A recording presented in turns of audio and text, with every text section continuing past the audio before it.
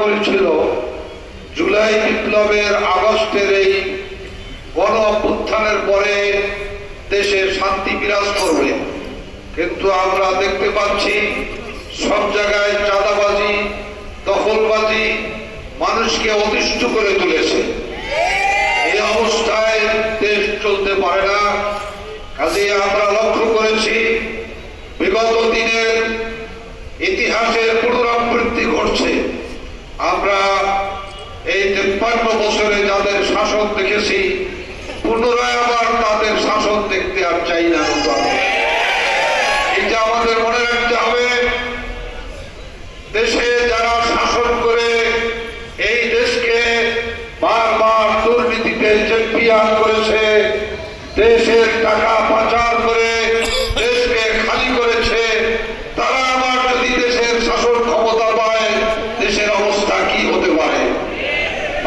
আমার সারা দুনিয়াতে ইসলামের বিজয়ের ঘণ্টা বাজতেছে, জালেমদের পতনের ঘণ্টা বাজতেছে। সারা দুনিয়াতে জালেমদের পতন হচ্ছে, নেপালের পতন, বাংলাদেশের পতন, একই ইতিহাস আমাদের স্মরণ করাচ্ছে।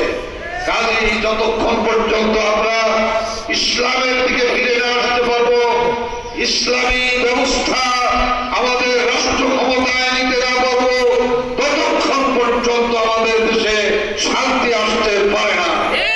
কাজেই আল্লাহ তাআলা বলেছেন যে কোনো জাতির ভাগ্যের পরিবর্তন হবে না যতক্ষণ তারা নিজেদের ভাগ্যের পরিবর্তন নিজেরা না ঘটাবে।